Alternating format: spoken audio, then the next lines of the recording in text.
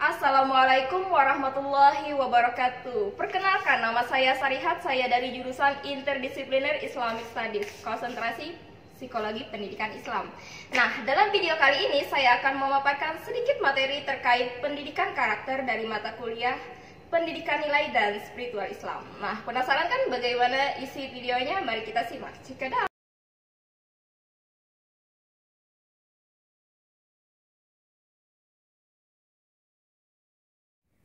Pendidikan karakter yang akan saya bahas kali ini merupakan materi dari buku Pendidikan Karakter yang ditulis oleh Thomas Lickona.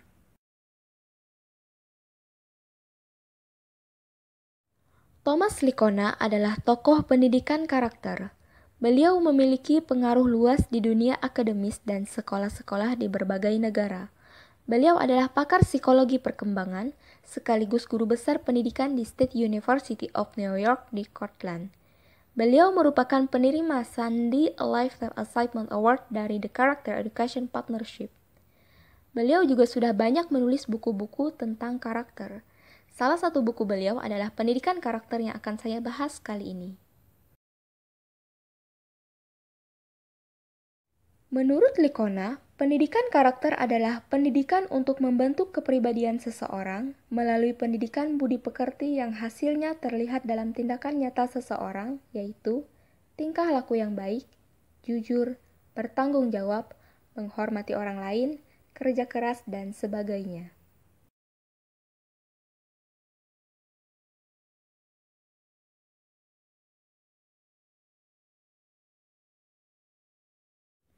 Lickona mengawali topik pendidikan karakter dengan pertanyaan, mengapa karakter itu penting? Dasar pemikiran gerakan pendidikan karakter ialah bahwa telah banyak perilaku-perilaku menyimpang yang setiap hari membombardir kita, seperti kekerasan, ketamakan, korupsi, ketidaksopanan, penyalahgunaan obat yang terlarang, asusila seksual, dan etika kerja yang buruk. Nah, semuanya ini berawal dari inti yang sama, yakni tidak adanya karakter yang baik. Oleh karena itu, pendidikan karakter diharapkan mampu memberikan harapan perbaikan perilaku yang terbaik. Tentu saja, pendidikan karakter bukan hanya tanggung jawab sekolah, namun pendidikan karakter adalah tugas bersama semua orang yang bersentuhan dengan nilai-nilai kehidupan, dimulai dari keluarga, sekolah, dan meluas ke komunitas-komunitas serta ke pemerintahan, bahkan semua media, dengan harapan yang sama, yakni meningkatkan karakter anak, meningkatkan karakter kita sebagai makhluk sosial, dan akhirnya karakter membudaya di lingkungan kita semua.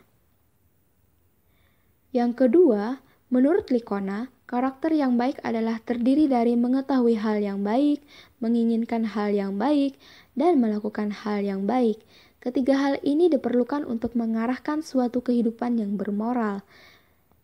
Yang ketiga, muatan karakter apa saja yang harus kita teladankan dan ajarkan di rumah, di sekolah, dan komunitas atau kepemerintahan.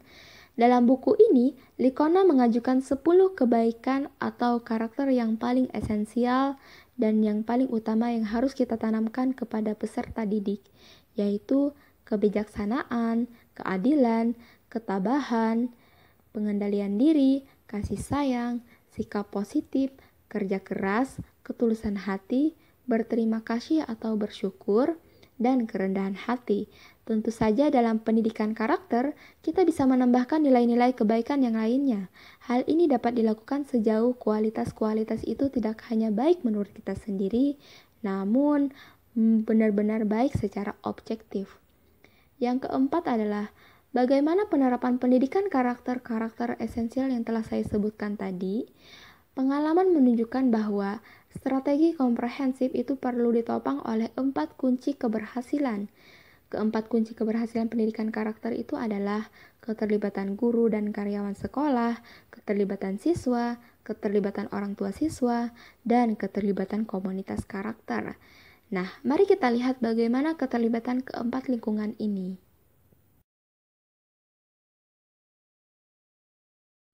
Keluarga merupakan fondasi bagi perkembangan intelektual maupun moral. Bagi Lickona, membantu para orang tua menjadi orang tua yang baik adalah satu-satunya hal yang paling penting yang dapat dilakukan sekolah untuk membantu para muridnya mengembangkan karakter yang kuat dan berhasil secara akademik.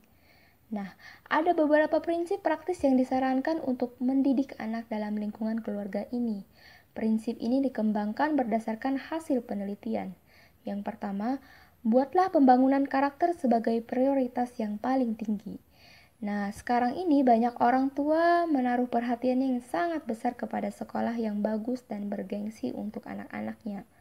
Kebanyakan orang tua lebih menuntut prestasi yang cemerlang, namun mereka mengabaikan nilai-nilai karakter.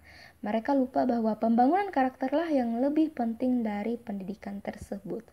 Oleh karena itu, hendaknya orang tua memulai pendidikan karakter yang terdiri dari kebiasaan-kebiasaan kecil yang biasanya dibentuk di waktu kecil, remaja, hingga akhirnya bertahan sampai dewasa.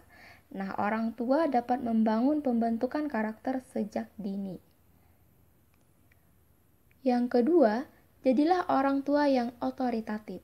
Dalam hal ini dijelaskan sebagaimana yang telah kita ketahui bahwa ada 3 gaya pengasuhan orang tua terhadap anak, yaitu otoritatif, otoriter, dan permisif. Orang tua yang otoriter menggunakan banyak perintah dan ancaman namun tanpa penalaran yang logis. Orang tua yang permisif sangat menyayangi, namun otoritasnya rendah. Sebaliknya, orang tua yang otoritatif menggabungkan antara otoritas namun bisa mendidik anaknya dengan cinta dan penalaran. Artinya, orang tua mampu menjelaskan alasan di balik tuntutan dan mendorong anak untuk menerima keputusan mereka.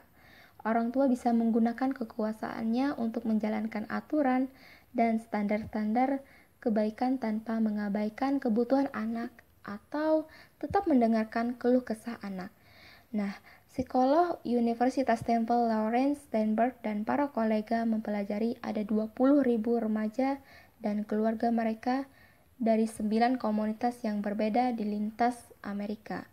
Mereka menemukan bahwa anak-anak belasan tahunlah yang hidup bersama orang tua yang otoritatif adalah anak-anak yang paling percaya diri, tekun, dan berhasil di sekolah dan yang paling sedikit terlibat dalam hal-hal yang menyimpang.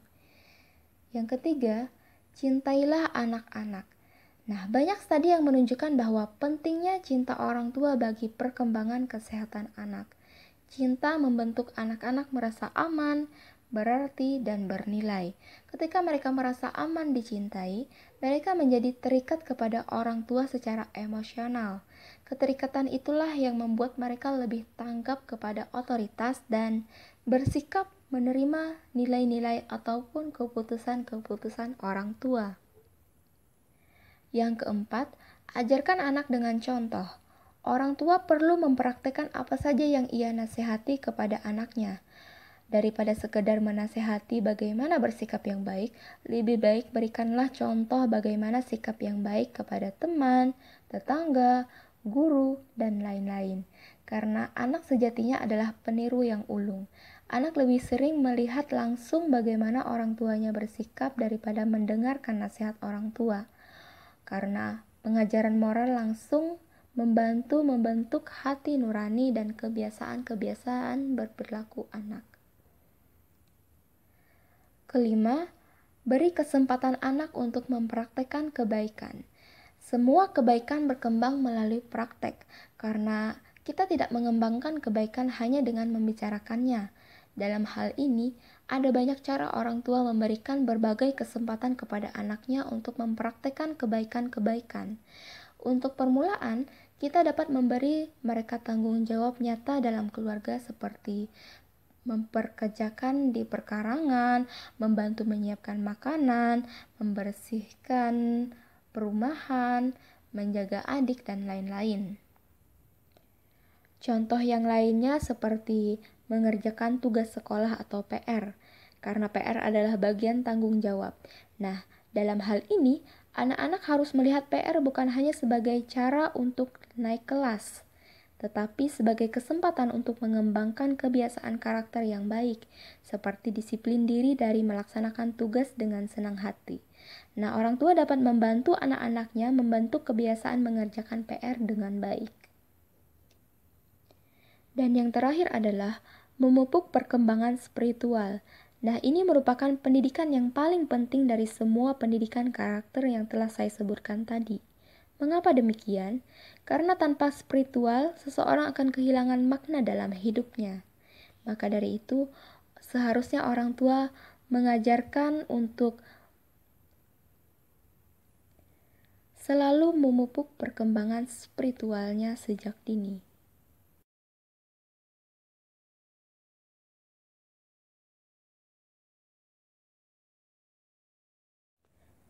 Pada dasarnya, meskipun para orang tua telah mengusahakan pendidikan karakter secara maksimal, namun pendidikan karakter merupakan hal yang paling berat, dan setiap orang tua pastinya merasakan hal ini.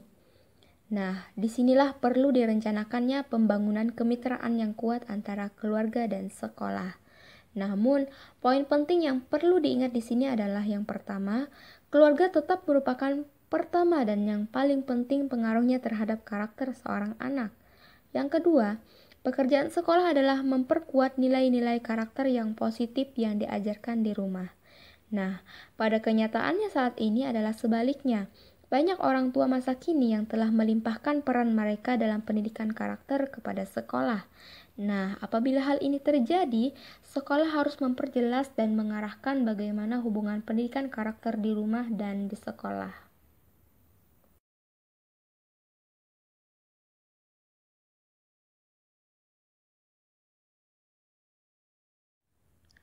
Adapun upaya sekolah dalam membangun mitra dengan orang tua, ada 4 langkah. Yang pertama, melibatkan orang tua. Dalam hal ini, libatkan selalu orang tua untuk berpartisipasi dalam usaha menguatkan nilai-nilai pendidikan karakter dengan cara mengadakan pertemuan orang tua dan guru secara rutin. Yang kedua, sediakan program-program mengenai pengasuhan anak atau topik terkait bagaimana pengasuhan anak yang baik dengan cara mengundang tokoh ahli pendidikan seperti psikolog pendidikan, konselor, dan lain-lain. Yang ketiga, membentuk kelompok atau komunitas orang tua siswa dengan tujuan agar antara orang tua peserta didik dapat saling sharing seputar pengasuhan anak atau bagaimana pendidikan anak yang baik, saling bertukar pendapat dan mengkaji beberapa isu terkait pendidikan karakter. Dan yang keempat, tingkatkan arus segala komunikasi positif antara sekolah dan rumah. Dalam hal ini, diharapkan semakin banyak komunikasi, semakin banyak orang tua yang merasa sebagai mitra dalam pendidikan anak mereka, dan semakin kuat pula keinginan mereka untuk ikut mengembangkan karakter anak mereka.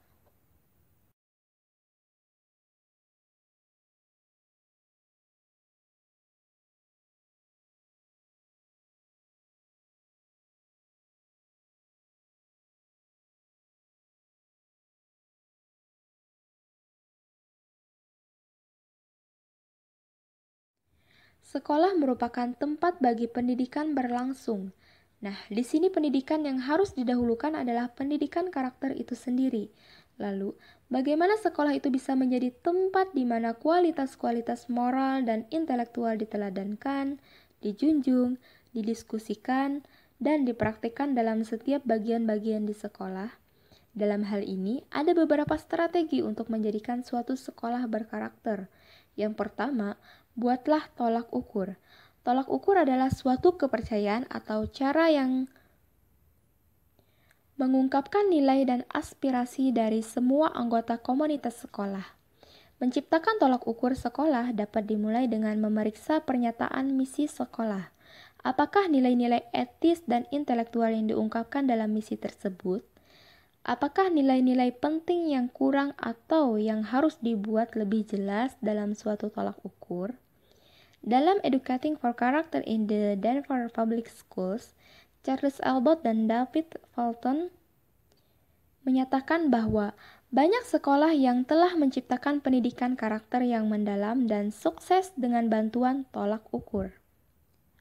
Yang kedua, memiliki moto berbasis karakter untuk memperkuat nilai moral yang ditanamkan di lingkungan sekolah. Yang ketiga, memperkenalkan konsep pendidikan karakter kepada siswa, dewan guru, dan siapapun yang terlibat dalam lingkungan sekolah. Yang keempat, membentuk kelompok kepemimpinan. dengan beberapa komite kecil dengan masing-masing tugas yang berbeda untuk memperluas ajakan karakter yang baik.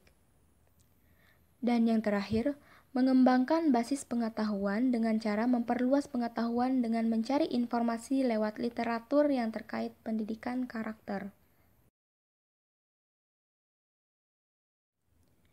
Meskipun berbagai usaha telah dilakukan dalam pembangunan dan pengembangan karakter, keluarga dan sekolah membutuhkan bantuan yang lebih luas. Apalagi ketika anak-anak bergerak memasuki dunia yang lebih luas, pelajaran moral yang diajarkan oleh orang tua dan sekolah harus ditopang oleh pihak-pihak lain seperti konselor, psikolog, tokoh-tokoh agama, dan berbagai pihak masyarakat luas. Karena anak yang berkarakter merupakan kunci terwujudnya masyarakat yang berkarakter.